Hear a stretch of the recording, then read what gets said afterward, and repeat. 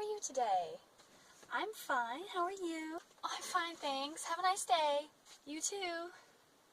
Are you sick and tired of meaningless conversations? Well, if you want to know the trick to how to have conversations of meaning in your life, stay tuned. Hi, I'm Amber. Welcome to my channel. Today I want to talk to you about how to eliminate some of the small talk out of your life and to really encourage meaningful conversations, because that's really what relationships and interacting with other human beings is about, right? Who wants to go their whole life having just small talk with everyone? I'm going to share with you 5 tips for starting meaningful conversations with people. If you think that this sounds like a lot of work, well then, you can move on to another video, because it does take work to have meaningful conversations. But you clicked this video, which means you actually care about having some meaningful conversations. Therefore, I'm going to give you my 5 tips that I use. 3 things I want to say first. Number 1, I don't want to say that all small talk is useless. There are days where you're heading home from work and you've worked 11 or 12 hours and you just want to get some ice cream and get home, and you do not want to talk to the cashier person about anything meaningful because you cannot even remember your own middle name, and you need to be able to have the skill of small talk so you can say, hi, bye, how are you, I'm going. Except reverse that, hi, how are you, bye, I'm going. So small talk can come in useful in situations. Don't use this video as a cop-out to say you don't have to learn how to make it on occasion. But it really is used way too much. We have so many opportunities to actually impart some meaning into someone else's life and to help them or to encourage them, and we skip it because we just stay on the surface and we don't know how to get deeper. Number 2. This is not my second tip, this is my second note before we get started. If you want to have meaningful conversations, you have to have something meaningful to say. This is not a video to show you how to have something to say.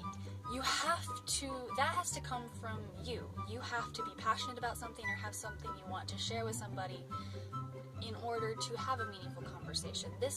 But so many of us have something we want to say, we just don't know how to start it. For example, as a Christian, there's so many times where I see somebody struggling with something and I know that the answer to what they're struggling with is they need the Lord Jesus Christ in their lives to help them. And I want to share that with them, but I don't know how to get started. Or maybe I see somebody who they're struggling with an issue that I've struggled with in the past, and I have some advice that I know would help them, or maybe I just have sympathy that will help them, but I don't know how to get started expressing that. So this video is to help you start meaningful conversations. Once you get it going, you have to be able to take it from there. I cannot teach you how to have something worth saying. This is just to teach you how to get past that awkward introduction stage and actually connect with somebody. Last but not least, before we get started, people connect and have meaningful conversations when there is some depth to to who they are, and you can't fake that. I think about it like this. You have this, if I'm passing down the street and there's a puddle and I look into the puddle, I see the sidewalk beneath it, right? Because it's very shallow. But if I lean over deep water, what do I see instantly? I see my reflection. And I don't look to the bottom of the pond or the lake when I see my reflection. I'm looking at the surface of the water, because instantly what I see is myself. It's the same way with people. Somebody who's deep, you don't really see them. You see a reflection of who you are by the way you interact with them. And I don't know how to explain it exactly, but as human beings, we really want to see a reflection of ourselves in somebody. So when I see somebody, if I identify with them and I can understand them, boom, all of a sudden there's a connection, because I kind of saw a little bit of me in them.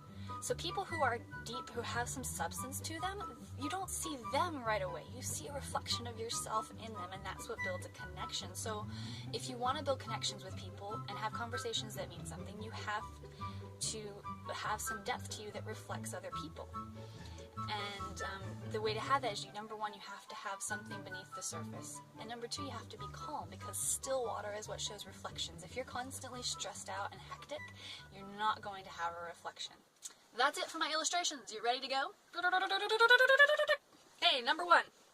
I am taking this example from the book of John in the Bible, chapter 4. Jesus is talking to a woman. He's They've never had a conversation before, and she has no idea who he is, and he wants to talk to her about her life and about her soul and about eternity and what matters, but he doesn't just randomly walk up and start doing that. He starts the conversation at the village well. It's just the two of them there.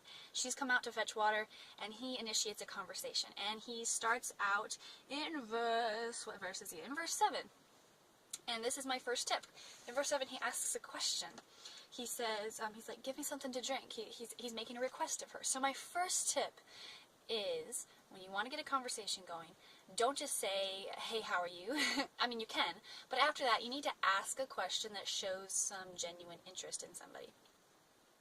And that can be anything from like, how old are your kids? Or, hey, are you a student? Or, let's see, oh, I love your jacket. Where'd you get it? It doesn't have to be a question. It can be a request like, oh, can you help me with that? Or you want to make them feel needed, appreciated, wanted.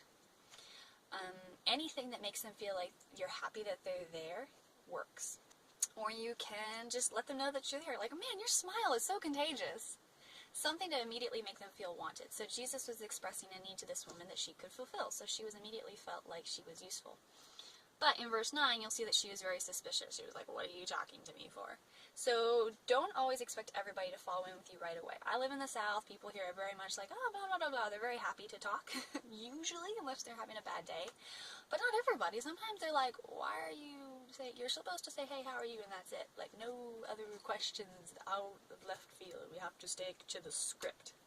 So expect them to be a little bit standoffish, but don't let that scare you. So number 3, so number 2 is they're going to be a little suspicious, but don't be scared. Number 3 comes from verse 10.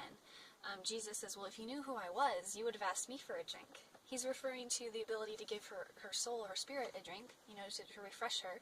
But she still thinks he's talking about water, so he's jumped a little bit. But he's made her curious, and so that's my next thing is, tell a story. Or I like to put it, B3D. I just moved the camera. So, let's say your opening question was, how old are your kids? Because she has her kids with her, and she tells you how old they are. Your way to be 3D with her might be like, oh man, like, let's say you can tell she's having a hard time with her kids today. Your thing could be like, oh man, like, my parents had 6 kids, and so my mom, she had all of us, and we were pretty close together, and, I just was always impressed by how much hard work she put into that, and man, like, I'm really impressed by what you're doing. So you're creating some sort of a connection with her. You're sharing part of yourself, and it's something that relates to what she's going through. So you're becoming 3D. You're no longer this person she's having a scripted conversation with about the weather. She sees you as a real person who has a story. So you want to show a little bit of your story to that person. You're being vulnerable. You're telling them something about yourself. And you're hoping that they'll respond by being a little bit vulnerable to you. In verse 13, Jesus says this. He says, whoever drinks of this water is going to thirst again, but whoever, and this is going into verse 14, whoever drinks of the water that I give him will never thirst again. And so from this, we're getting point 4, show you care. And this cannot be faked.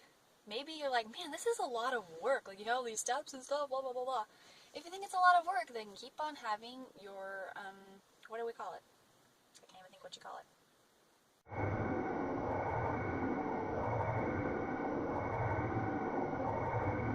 Small talk. Yeah, small talk.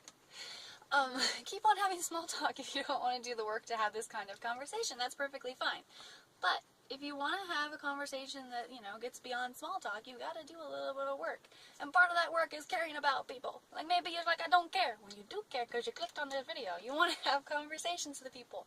You have to care, and it takes work to care, because in order to care about somebody, you have to actually really see them and be like, I see you. I see what you're going through. I see what you're struggling with. Like, I can tell, like, you're a person. You're like me. I care about you. You have to care. You can't fake it. You can't fake it. They can smell fake a mile away. So if you feel like you don't care, for number 1, the first thing I do when I feel like I don't care is I talk to God about it. I'm like, God, I feel like I should care about this situation, but I don't really care.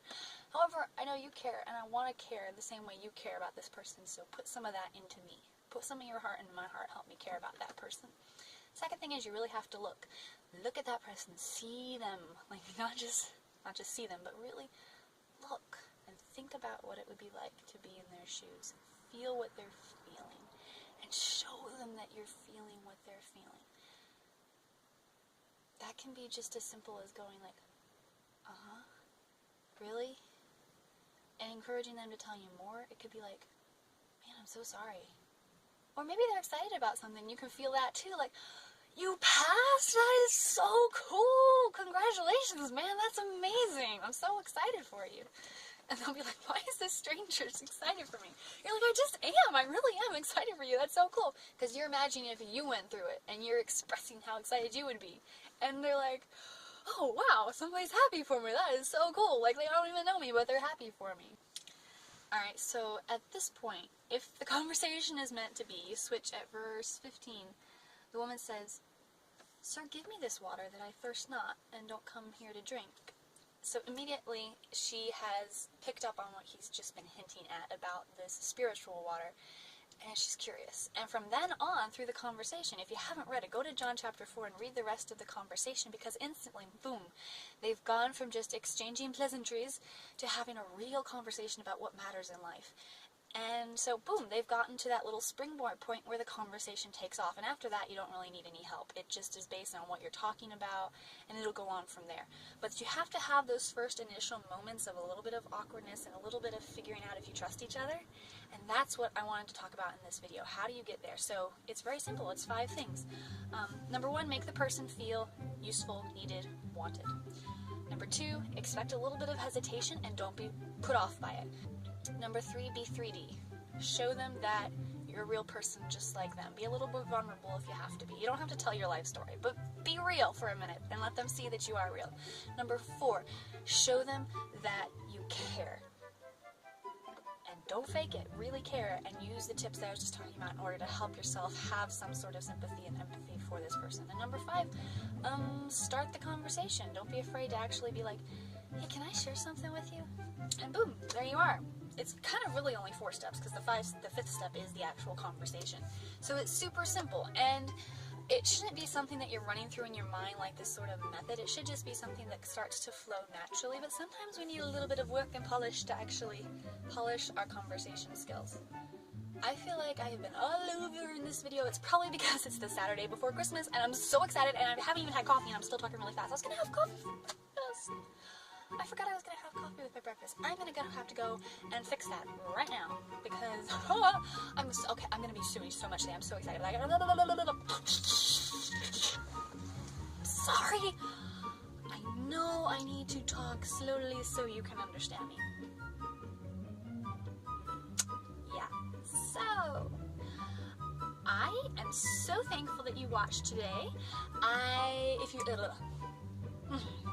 We talk about lots of different things here. If you're new here, I would invite you to subscribe, and you can stay tuned to all the different things that we cover. I do everything from languages to cultures to food to travel to just thoughtful living and getting to know God and love people. I'd love to have you join the family. But anyway, thank you so much for watching, and I hope that you have a great rest of your day, and Merry Christmas!